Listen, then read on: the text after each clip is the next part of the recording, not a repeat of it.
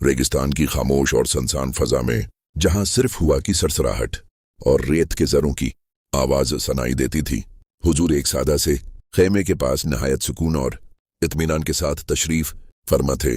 आपका दिल अल्लाह पर कामिल यकीन से भरा हुआ था और चेहरा नूर और सुकून का आईना था। इसी दौरान अचानक कुछ खतरनाक और मशहूर डाकू, जिनके हाथों में तलवारें और दिलों में गुरूर भरा हुआ था, आहिस्ता आहिस्ता आपकी तरफ बढ़े और आकर आपके सामने खड़े हो गए।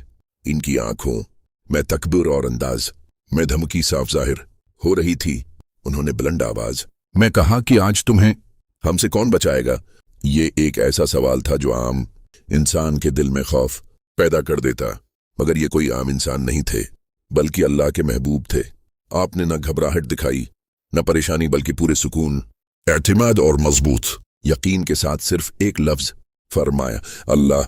ये एक लफ्ज नहीं बल्कि मुकम्मल ईमान, तवक्कुल और यकीन की ताकत थी। जैसे ही ये लफ्ज अदा हुआ, डाकू के दिल पर गहरा असर पड़ा।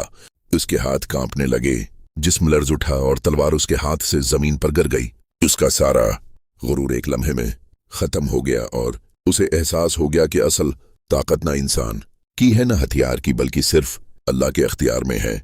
वही शख्स जो चंद लम्हे पहले खुद को ताकतवर समझ रहा था, अब कमजोर और बेबस हो चुका था। उसकी आंखों में निदामत और दिल में खौफ पैदा हो गया।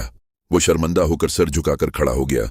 और यहाँ हुजूर की अजीम शानी रहमत जाहिर होती है कि आप चाहते तो बदला ले सकते थे, सजा दे सकते थे, मगर आपने रहमत और अफू का मुजाहिरा करते हुए उसे माफ फरमा दिया।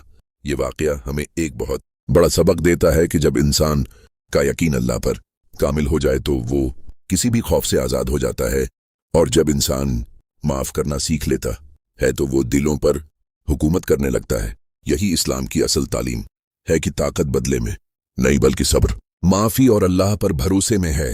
और अगर आज हम भी अपनी ज़िंदगी में सच्चा ईमान और तवक्कुल पैदा कर लें तो हमारी परेशानियां, खौफ और मुश्किलात खुद ब खुद आसान हो सकती हैं, क्योंकि असल मदद और ताकत सिर्फ अल्लाह ही के पास है।